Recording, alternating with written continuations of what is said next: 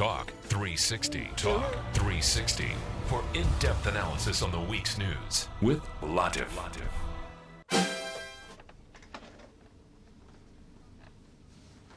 Five Star with Hide and Seek. Good afternoon. How are you doing? 16 minutes after 4 o'clock. My name is Eric Latif and this is Talk 360 on 98.4 Capital FM. A lot has happened in the last 1 week and therefore I have two gentlemen in the studio today. We are going to discuss a lot of the stuff that has happened this week and just look at it and try and tear it apart and build it up again together. In the studio with me today is Benji Ndolo. He's the founder, director of Organization for National Empowerment, ONE. And I also have the national coordinator of My Kenya campaign, or the Kenya Daima campaign. He's Otieno Ombok from the civil society. Both gentlemen, welcome to the studio. And thank you, sir. Hoping you had a wonderful week. Thank you, yes. Yes.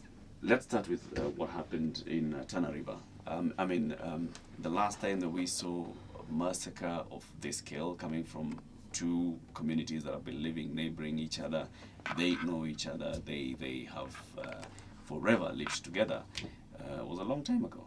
And this time it just happens that, is it really the issue of pasture? Or is there politics in this? There has to be politics. Obviously, there's the historical issues between the Pokomo and the Orma. And so what typically opportunistic politicians do is prey upon those small issues that are already existing.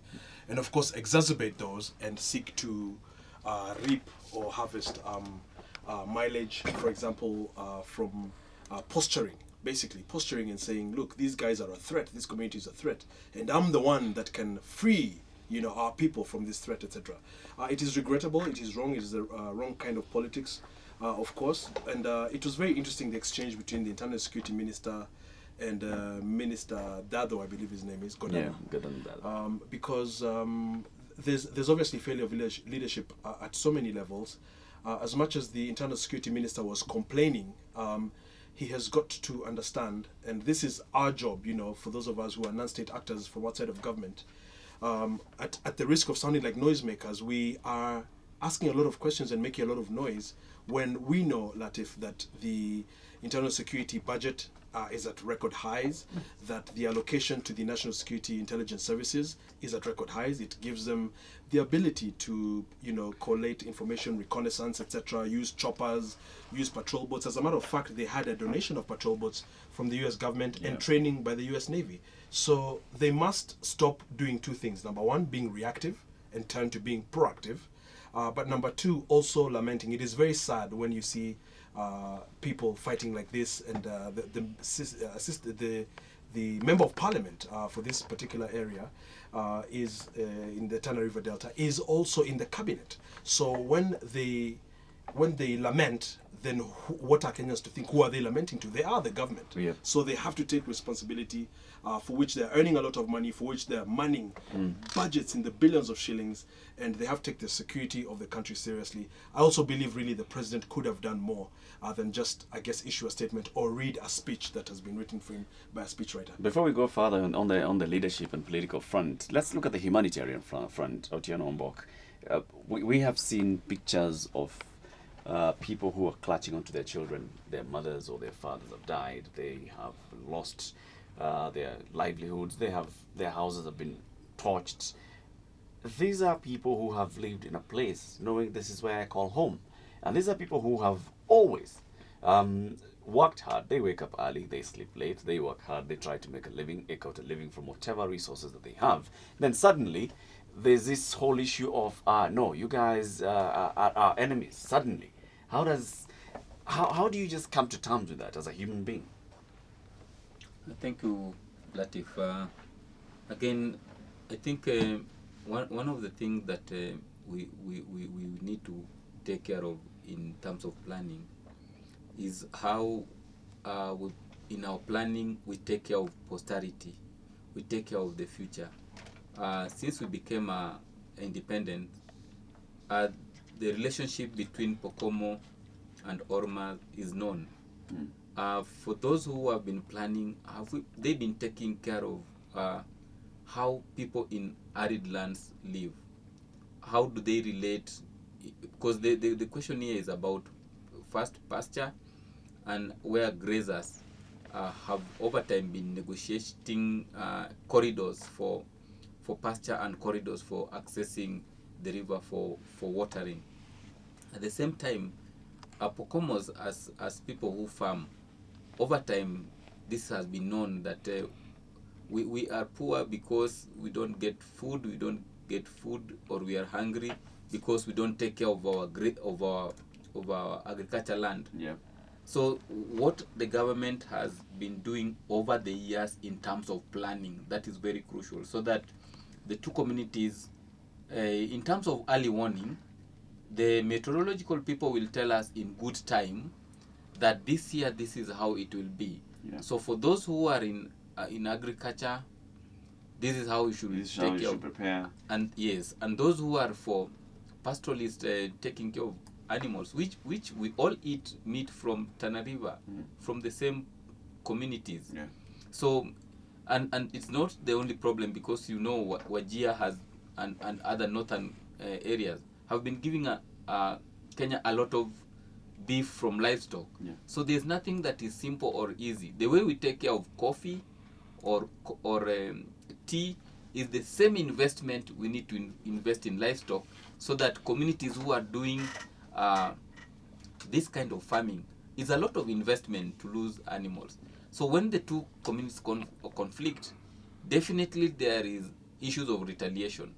And you notice that place is not very far from Somalia, very fragile. So access to small arms getting into the hands of civilians is very easy. It's quite easy. But then do you believe, that this all suddenly escalated because of struggle for resources? Or could it have been handled in a different way? For example, we all know that these two communities have been living in competition for these resources, but they haven't been fighting every year. They haven't been conducting this scale of attacks and retaliatory attacks on each other in the last couple of years. So how did this get to this point where we are seeing in number of a couple of weeks it just rising and escalating to a point where more than 50 people are killed? First of all, as Benji mentioned, there's a problem of managing our intelligence, and that leading to what kind of security arrangements are in place. And that has been a weakness of our coalition. First of all, you have an internal security minister who is acting. Yeah. To handle the defense alone requires full-time. To handle internal security is another full-time business that needs not to be combined with another docket. So it points to the president and how serious the president takes the national security of all Kenyans, regardless of the type of community they come from, whether this kind of community gives the national government resources or not. We are all Kenyans to begin with. So the intelligence was mishandled. Initially, there was just raids, yes, and people were revenging. It took a while. 2 people were killed then 3, then 5. So we are talking about the last 2 months. There was a build-up. It was a build-up. And if we, at the same time, we don't have a full-time person in charge in the ministry, both at the level of the minister and the PS, we have people acting. Yeah. It tells you the priority of this government. There's something completely wrong there. And what, if you ask me, Eric, one of the things that bothers me as a student of history is, if you look back at 2007, 8, 9, 10 months to the election, we had the Subaltern Defense Force and all the skirmishes in Mount Elgon and all the violence. And from a philosophical standpoint, as somebody mentioned on social media the other day, when it comes to conflict and violence, the country has an institutional memory. We already know when we see violence, we know what we can do to each other. Yeah. In 2007, prior to post-election violence, we could see, in fact, the Mount Elgon clashes were so violent. If you walk around Nairobi and once in a while see a guy without an ear that has been, slashed off, usually he's from that area, and I've had occasion to talk to 1 or 2 of them, and they tell you that another Kenyan did this to me. And so, to me, a responsible leadership at that early juncture in 2007, March, April, would see a red flag and would see that there are issues in this country, and there's a capacity in this country and a propensity towards conflict that can become civil war. And if you know anything about how civil wars happen, and this is what worries me, is when you talk about communities against other communities, it becomes very tricky, Latif, to manage that, because you see, 50 people have already been killed. And so you've got a man that has lost his wife and his brother, and all he's thinking of, he's not thinking of Kenya Army, he's not thinking of the statements from President Kibaki, etc. He's thinking of revenge. He's thinking, yes. He's thinking of revenge, and he's planning revenge. And so once he does his revenge, then the other guys are thinking of counterattacks. Because again, there's a struggle for something, for a resource, and then there's the resultant, repetition of violence. That's why you hear people saying, if you look at the gun culture in the US, for example, that violence begets violence.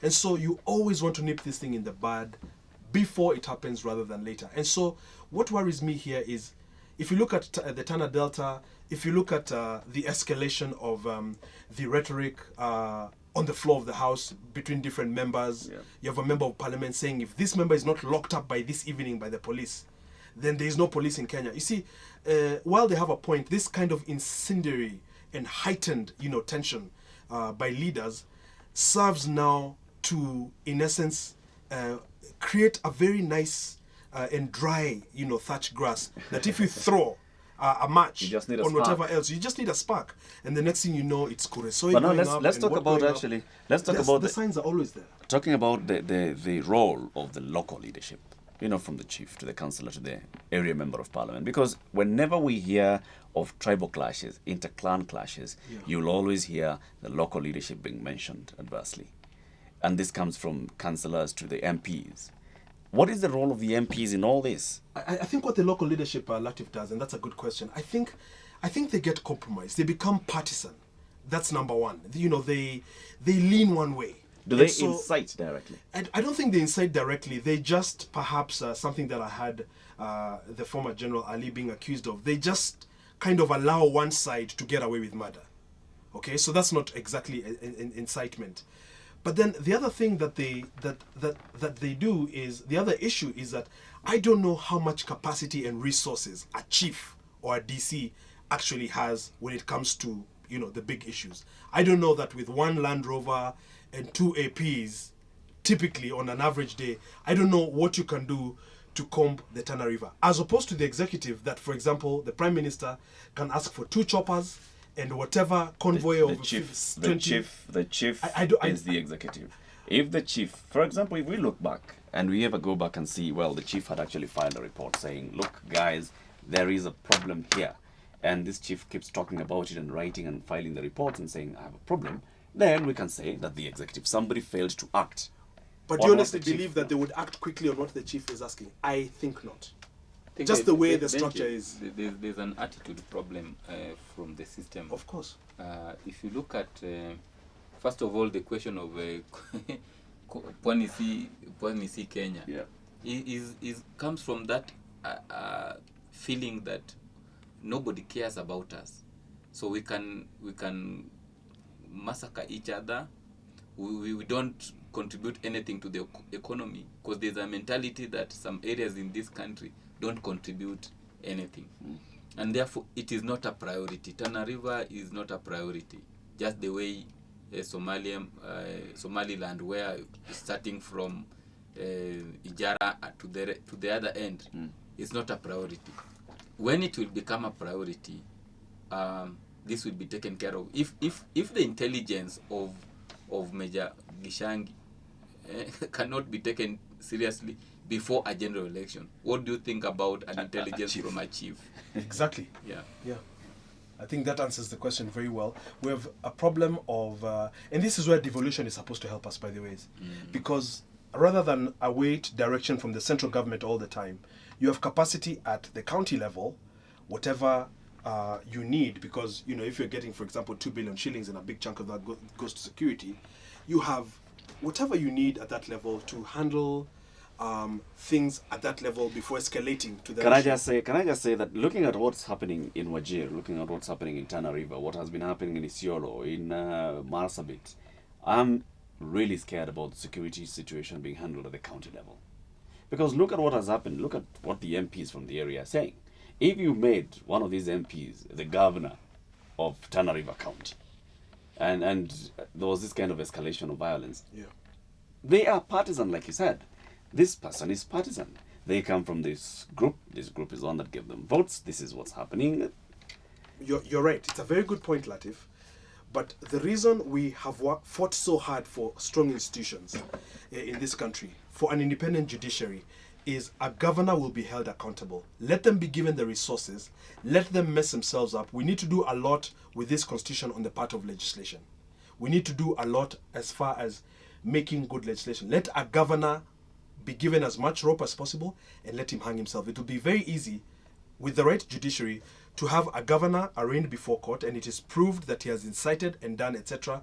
And very quickly you will have that guy serving 20 years and this problem will be sorted out. The problem with having toothless, bureaucracies at the grassroots is they are dependent on the central government and it's almost by favor because if the central government doesn't deem the issue to be a high priority, then they either ignore you or if they deem it a high priority, then you have a motorcade there of the vice president, of the prime minister, of who, and then again after one day they disappear. They disappear and everything goes back to normal. And everything kind of goes back to normal. To me, it's very telling. If you follow most of these conflicts and you even follow TV bulletin reports, etc., you hear many times in Wajir, Marsabit, Moyale, you hear these people complaining and saying, tuko Kenya kweli?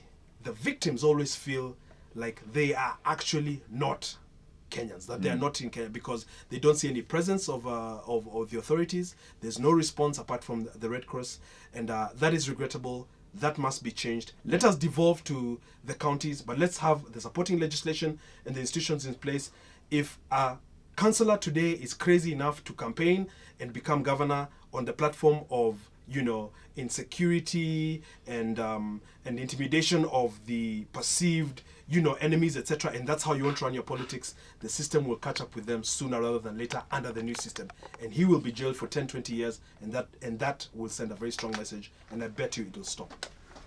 Yeah, that's why earlier I said planning is crucial. In what we term as human security, as defined by UNDP, is the availability of every infrastructure to the human person. Food, shelter, water, transport, all these things being available. If you took a trip to Tana River, the question is the same. Are we in Kenya? Are we really in Kenya? Are we really in Kenya? Right. Is this the same country? So this is 50 years of marginalization. So what we are seeing is not just because it happened yesterday.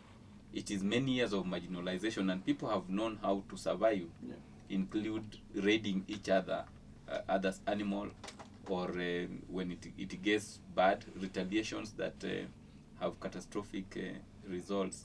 So even when we go to the county system, the investment is in what we call human security, the wholeness under which we see security, and not just saying how many policemen are on the ground, right? Because that alone cannot solve this kind of problem. You're in a very precarious position as the national coordinator of the My Kenya campaign. You're the people who are actually setting out to make all of us feel like we are together, like we are part of the same country, like the person who is in Tana River right now should be able to feel proud to be Kenyan. Yes.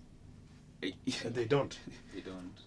What would you do to go to Tana River today? If you went to Tana River today as Kenya Daima campaign, what would you do to make them feel that they're part of Kenya? First of all, is not to ignore historical injustices. When you reach such a place, you identify with the reality of the people. Don't just come and say, we are Kenyans and so go. No. Identify with the reality of the people. Kwanza tunasema pole, poleni sana for whatever has happened, and it's sad that as a country we are where we are, but we cannot get stuck in the captivity of history. We have to find a way of moving on. Yeah. So the next thing is, how do we inculcate patriotism and good neighborliness, whether you are a Muslim or a Christian. Islam says your neighbor is 40 houses from yours. 40 houses. And in Christianity, the demonstration is you have to be as a good Samaritan, regardless of the tribe or ethnicity of the other person. Yeah. Anybody who needs your attention, your should get mercy. it. Yes. So these two communities have to see themselves as patriots, as neighbors, according to the faith they profess, because the two faiths which Ormas and Pokomos are. And I can add even the third one, Ubuntu. He was getting philosophical, Benji here. Ubuntu says that I am because you are, and because you are, so I am. We coexist and believe in that pro-existence together with the coexistence. So if you perish, I'm also I'm gonna perishing. perish. Correct. Yeah. Lat, if you'll allow me, I want to escalate this debate slightly and go in a slightly different angle, and speak the truth, no matter how bitter that truth might be. It is interesting to me that the leadership, the political leadership under President Kibaki, continues to run very sensitive dockets such as internal security and even defense. You could argue with the likes of Haji, people that cut their teeth in politics in the Kanu era, that have a difficulty perhaps understanding the internet age, the global fast-moving economy. You wonder if somebody like this understands Twitter and how a bomb can even be detonated using a cell phone, etc. I think that if the leadership of some of these crucial dockets, and with all due respect to the departed Honorable Saitoti, and I had many things to admire about Saitoti and the longevity with which he served in government, etc., even though he had many issues.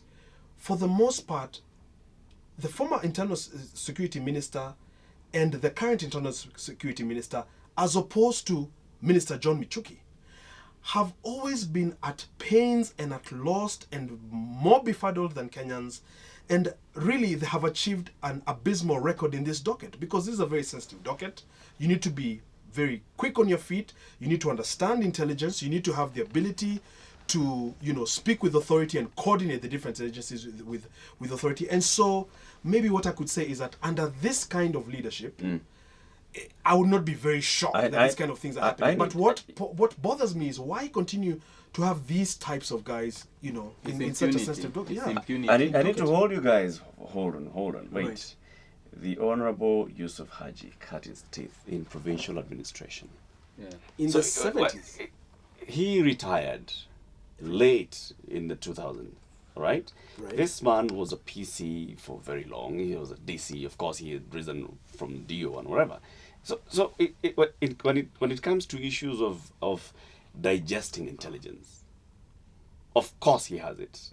Yeah. Just by the fact that he has handled that. Latif. When it comes to issues of reacting and saying this is the action to take, this is the direction to go, he has that. I mean, I can't really let you. Latif, The problem is impunity. Allow me to engage him just slightly.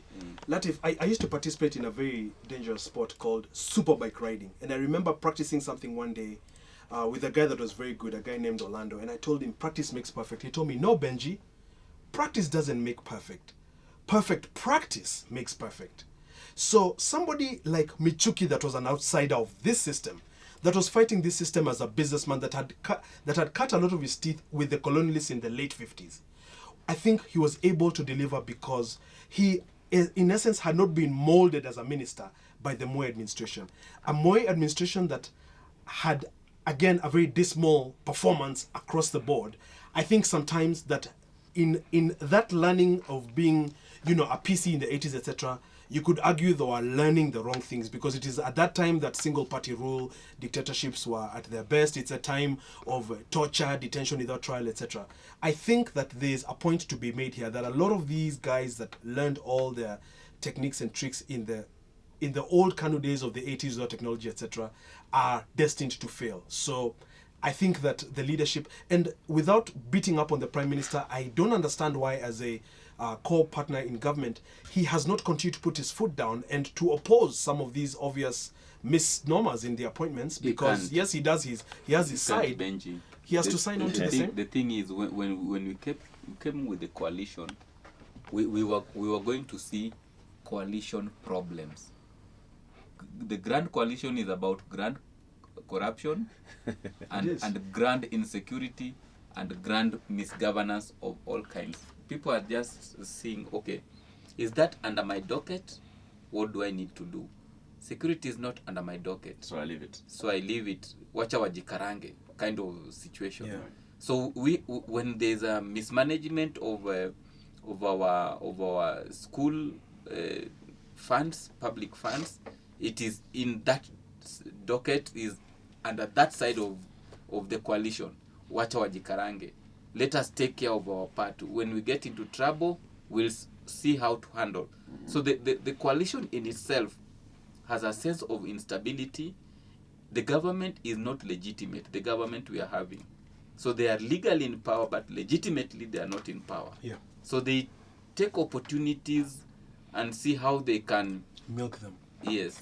I think we let them get away with murder without. We do. Every time we keep saying, this government is just a caretaker. We allow them to get away with a lot. Let's move this discussion from the Tana River and the security issues. Let's talk about schools. A couple of weeks back, I was hosting the Minister for Education here on Talk 360, the Honorable Mutula Kilonzo, and he was very adamant on the issue of holiday tuition for schools, and he's still really, really drumming up that issue of holiday tuition, saying children, when they close school, there's a whole reason why schools go on holiday, and that is to allow the children take a break, then come back. Even the teachers need a break, they come back, they continue learning. Now this has of course elicited a lot of reaction and backlash from the Teacher Service Commission, not the Teacher Service, the Teachers Union, both teachers unions, and even some parents who are not seeing the sense. I mean, what are we going to do with our kids? Now, unfortunately, we saw the incident that happened at Asumbi School. Children who had gone back on tuition had been locked in, they perished. We really cannot say that they died. There was a fire because there was tuition. But it just brings to the fore the fact that there are very many schools that have taken their children back on tuition. Do you support the ban on tuition? I'll just start with you, Otieno. Oh, myself. I first of all, I was a teacher for 3 years in high school. Right. You're the right person to talk. Tuition is what takes place within the syllabus time. That is what we call tuition. When you have 3 months of class, Yes. that is the time. That is tuition. That is tuition. So when we pay school fees, the fees includes boarding if the child is in boarding. Yeah. It includes tuition, which is now the training that takes place in class, and then there's money for games and development and so many other things. What takes place after school is closed, that is not tuition. So we have to get the right name for it. What is supposed to follow tuition is called remedial. Remedial is only taken to pupils and students who are not performing as required. So they need special attention. And even then, therefore, the methodology is different. The method used for the remedial. For remedial it should be different from the ordinary tuition. Okay. Mm-hmm. So that is not compulsory. It is for those who need that. Then what happens over the holiday is called coaching in education terms.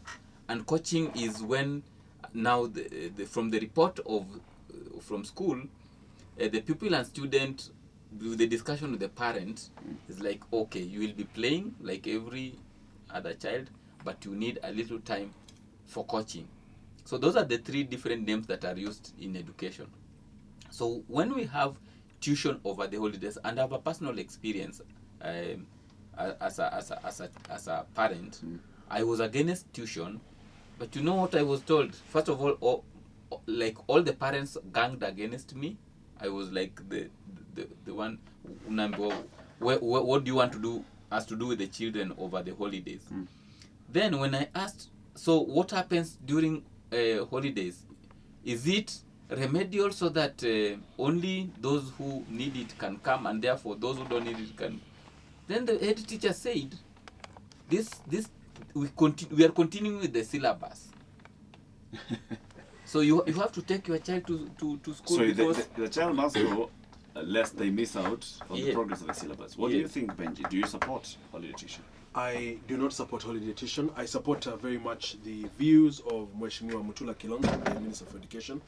You've got to give it to Mutula. Mutula is, he can be irritating in the sense that he's very much a chatterbox, and on very many, he likes to, just be out there and have something to say on each and every little, thing and every nook and cranny. However, he's outspoken. The only problem is that he's not in the civil society. he's not even outspoken. Mutula sometimes can just have, he can overact if he may. However, Mutula is a very smart guy. He's an intelligent guy, and he brings a lot of he brings a big brain to any docket he goes to.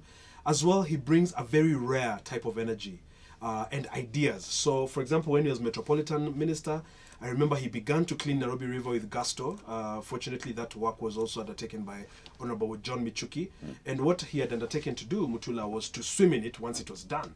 And he began with gusto. Then he was moved to justice. And I think what he did at justice within a period of about 2 years spoke volumes. He went against, every power that be. And he, as a lawyer, he really put his foot down on justice at the same time, of the Hague process, etc. And then he was, demoted to education. Let's come back. And so in education, I believe the plan was to contain him. But I'm sure he went to education and sat there, and then he was like, look, let me see what I can do here. And one of the things he unearthed was, the whole scam, the whole issue of what they call tuition and more tuition. But Latif, as I've said on this show many times, I believe as Kenyans, we are under the curse of what I call the money culture. Money is never far away from any discussion on anything in this country, be it security, be it religion, be it education. The underlying factor across the board all the time will be financial consideration. And so you find that instead of our education policy being about constructing a holistic child, a child that is well developed emotionally, psychologically, intellectually, and physically, religiously, we have focused on papers and exams. But education is not just papers. Education is knowledge and skilling. And so what these children need is 3 months of their tuition. They go through that. Then if they need additional help, they can get another, say, half a week of coaching or alongside with something else. But to just drill these children for A's, to drill them for A's. I read a report the other day that said half of the doctors in Kenya, I don't know if you knew this, are doctors because A, they got A's, B, their parents wanted them to be doctors, as opposed to having the passion for it. And so what I'd like to see is parents not running away from their responsibility of raising children and feeling like, look, if my kids are home only for 1 week, then that's easy for me because I'm so busy trying to make some money to pay their fees, so let's dump them there with the teachers. Let's have holistic learning where these kids come to school on holiday and plan something. It doesn't have to be expensive. If you work at an FM station, you're a managing editor, bring your kids to work one day, let them see, wow, maybe I could have a career in communication like that as well. It is not just about drilling these children to get A in geography, A in science, etc. I totally agree that this whole issue of extended tuition must be banned. But secondly, on the issue of the fire, I think it's a bit of a conflation to say that the fire happened because the kids were there. I think the fire exposed the facts that the kids were there. Indeed, it also raised another question, and that is the question which you saw at the Nakumat fire here, where after this country has societal problems. After the fire started, the guys ran and closed the door so that people don't loot. And that is actually how a lot of the damage, the perishing happened. So how is it that you have a dormitory and it's all grilled up? It's because of the security issues and the doors don't open. It's actually not up to code. We need to get serious with the issues of governance in this country. There's many things wrong. They can be made right very quickly. Mutula has brought a good energy. a good level of involvement in this. He must be commended. He must continue. Let's save our children. He's brought this issue up for debate, and let's actually continue with that debate. When you talk about tuition, it's not just the school administration that should be looked at. Even the parents should be looked at. Correct. Because there are very many parents who say they want their kids to go back to school for tuition, or they want their kids to stay up until 8 p.m. There are very many times when you see kids going home at 8 p.m.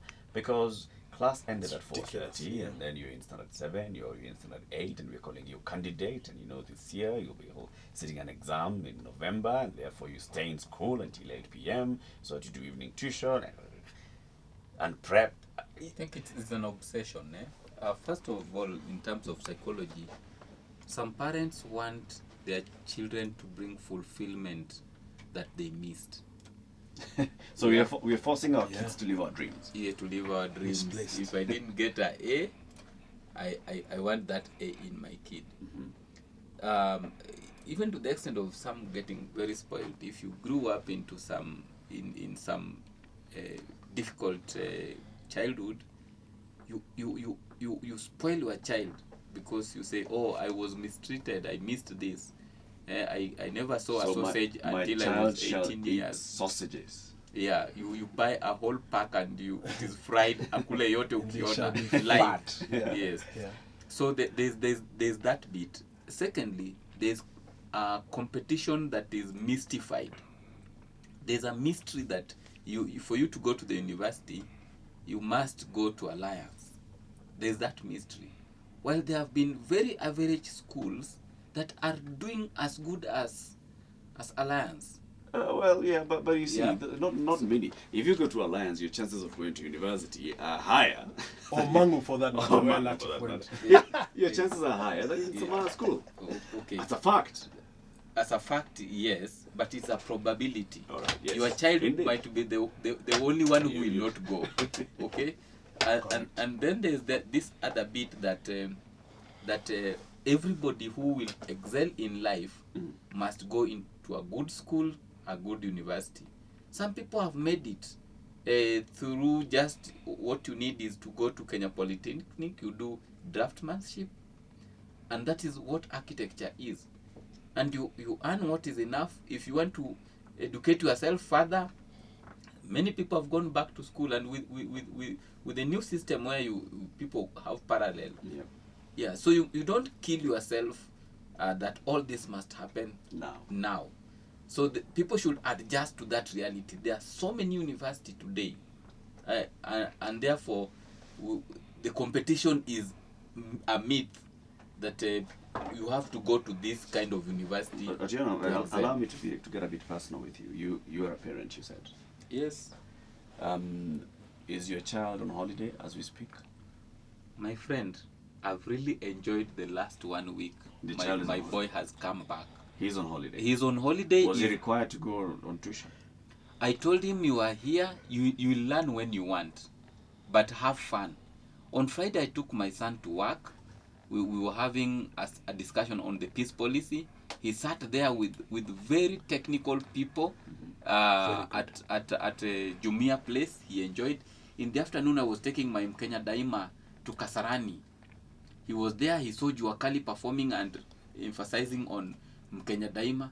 So he's learning a lot, but out of class. I have a critique I'm doing on the social pillar of Vision 2030. Then he saw the illustration of the dream city that will be there in 2030. He had issues with the dream. He was asking, where will all the people who are in Kibera, where will they go? Where will they be? Yeah, where will they be with all this? And he was asking what kind of diseases that will be in 2030.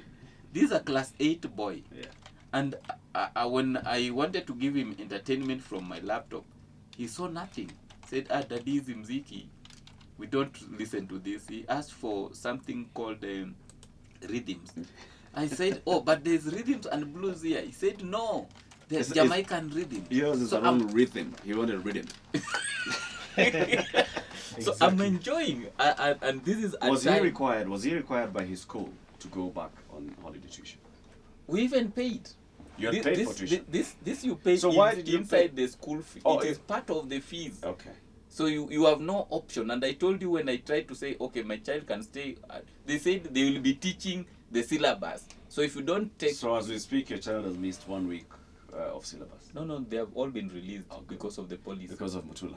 Latif, I like this debate because what it has done, it has triggered a very important sub-debate, or even a bigger debate, and that is the issue of jobs in this country. It is not that the parents like seeing their kids coming from tuition at 8 p.m. It is that they are very scared, they are petrified about the possibility that their kid could finish school, perform in an average fashion, go to a tertiary college and be unable to find a job in this country, and therefore unable to earn, a decent living, and therefore risk falling into poverty. The issue of jobs in this country and the abysmal record of every administration for the last 20 years to have policies that encourage local investment as well as foreign direct investment to create especially jobs in this country is a very, very, very, very crucial issue. And so as we talk about education, we also must link this debate to the lack of creation of jobs and what can be done to create jobs, semi-skilled jobs as well as skilled jobs, because as Otieno has alluded to, universities have increased perhaps 200% since independence. But guess what, Latif? These universities every year vomit out 4,000, 5,000 graduates, and there are no jobs in the market. It is very, very disturbing an issue for me. And this is really what drives a lot of the drilling. So that also education has become extremely competitive, and now it's not even about your abilities in art and music and whatnot. It is just, can you really get an A in mathematics? Because you're going for these 3 positions and there are no more. It's interesting also, as we talk about jobs, that as this education debacle is ongoing, that there's a huge stalemate on the issue of teachers' pay, because teachers themselves are doing a job. And these issues have continued since 1997 with Ambrose Adongo when he was at Kenya National Union of Teachers. And what the government has done is a very, clever tactic, but very shameful, of always trying to get the teachers to go back to work. And once they have and they promise, then they disappear. You cannot reach them. They do not implement. In essence, practicing at the policy level a perfect deception trick and lying in essence and saying, look, we will pay, but our priorities are in all the different cars that they buy and all the different choppers and all the campaigns that go on. We know everything that happens in this country, and refurbishing the parliament and all the different, and it's a very unfortunate, on the day they were unveiling these seats, it was actually the anniversary of August 17th, the bomb blast, the August 7th bomb blast, and not a single person attended. I got phone calls, I got so many complaints. So again, here we are, a country that doesn't create jobs, that doesn't have a good policy for jobs, and the few jobs we have for teachers that help our kids become marketable in the job place that is non-existent, even those teachers we don't want to pay. This is why we will never stop making noise until change comes to this country. Teachers need to be paid. They need to be paid because teachers make MPs, they make pilots, they make doctors, they make nurses, they make everybody. There are very many issues in this docket, but Mutula must rise to the occasion and continue to implement many issues at the same time. He must be able to walk and chew gum at the same time. As we come to the end of the show, you talked about change, and August 27th is tomorrow. And a couple of years ago, August 27th was like the birth of a new nation, was bringing in change. Did you actually see August 27th, 2012 looking different than it is going to look tomorrow? The hope was more, certainly. I think for those of you who watched the event of the promulgation of the Constitution, save for the little Bashir, miss episode there, there were so many faithful Kenyans, so many patriots who came out, and Kenyans always, I believe, Kenyans always vote for change. Kenyans always are hopeful. Kenyans vote Kibaki in 2002 because he'll do better than Moi. Kenyans vote in numbers for Raila Odinga because they believe that ODM will be mabadiliko ya kweli. They vote for the new constitution because they believe that tomorrow will be better. That now we will have the courts, we will have a better judiciary, we will have a chance to get service. That you don't have to bribe a police officer to have him respond to a distress call. You don't have to bribe a headmaster to admit your child. They always vote for that. It is a political leadership that has a habit of always betraying that trust. Who votes for that political leadership? our people in an African context, in a third world country, are not very sophisticated and educated. So they get many times manipulated and deceived. So they vote hoping for the best. Yes, mistakes are there. They are deceived. But they are just deceived. They are deceived. So the guy is just smarter. I mean, the guy is a drug dealer. That's how he made his billions. The guy has been not paying taxes for the last 30 years. So he deceives my houseboy. And he gets that vote. But his intention was wrong. All of this will change, Latif. August 2012, we do have the judicial march in progress. We do have the economy continuing to solidify. We do have the airwaves. Remember the media bill that we fought in 2009, where they're trying to, gag the media and compel reporters and whatnot. And the media is a messenger. And if we had all these bills come through, then we'd be going back to the 80s, which we have refused to, which we will not. And so could we have done better as a country? The answer is yes. Are we on an even keel, on a good path? In many ways, we are. But the challenges are there. They continue to be there. However, the magic bullet has got to be, and that's why we're doing civic education. Even now, I have a listener who just sent me an SMS, said, "Hi, I'm in Meru. What's the frequency there? I'm listening. I want to hear this stuff." Yeah. Once we can have good voter education and good civic education, and we go for integrity, and we go for leadership, and we go for values, not for saints. We go for good and strong leaders that have the right agenda. Mkenya Daima. I don't think you've had campaigns like these in the past. Nobody's talking of. People are talking about Tugen, Turkana, Wakamba, Wameru, Tuko hivi, Waluya. Now we have Kenya. Once we have Kenya and really the whole spirit of nationhood moving, it doesn't happen overnight. I think we're on the right path. Could we have done better? Yes. But tomorrow is 27th. We have a new constitution. It's very good when we have someone like Nyachai, who is part of the establishment, you could argue. And he's put his foot down. He says, we have got to defend and die for this constitution, right, no matter what. We are making progress in that regard. And it is encouraging, and we must continue to do more, and we will continue to do more. So to you, the glass is half full? The glass is half full. It's unfortunate they're still procrastinating, and some of the bills that should have been passed a long time ago are being rushed through, on Friday at midnight to beat the deadline. But this is typical of these guys, and after all, we will sweep them away when we do Operation Fagia, and then I think we'll have a better chance. Otieno Ombok, do you think August 27, 2012 has lived up to the glide path that it was set out to be? At least I have my teacher, Dr. Willie Mutunga, as the CJ. Yes. If that is the only thing this coalition will have given me, it is enough. Thank you. Yeah.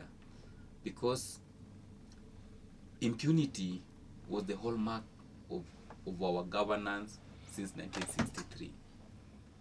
And if today a mere young lady whose education is not enough, whose career is just a security watchman, yeah, can say, hey, I don't care who you are, but it is my business to look at inside your bag. You can no longer tell any other Kenyan to know who you are. Correct. We are all Kenyans, and we are all serving the same country. The experience of Madam Nancy Baraza shows me that yes, I can celebrate tomorrow. The experience of some of the judges, it's not good, but I'll mention Gashasha and Benji is here. We have been in court together in civil society, public interest cases, and Gashasha will just look at us and say, oh, you idlers, I wrote a letter against Jean Gashasha. I appeared before her. Yeah. I was part of that. Yeah. So I totally understand. So the reforms and they are self-propelling because we got the right person in charge. Otherwise, these people hope to manipulate. I can see the AG slowly taking over. Initially, he was a bit ambiguous. He's coming out very strong. So the legal, the jurisdiction in total is giving me the only hope I need. All this vetting, even if IBC takes you to court, it is the court at the end of the day. Yeah. If you are messing up and you are a minister, you are a provincial commissioner, regardless, a Kenyan as humble as Kerubo can walk to the next Can stop you, magistrate and say, this is the problem.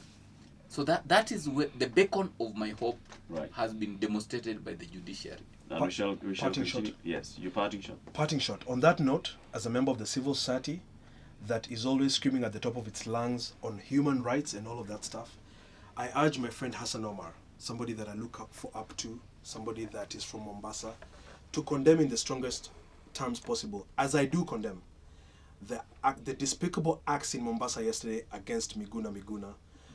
Engage Miguna on the contents of his book and fight him intellectually. Highlight the book, the contents of the book, write your 10 points and confront him on those points.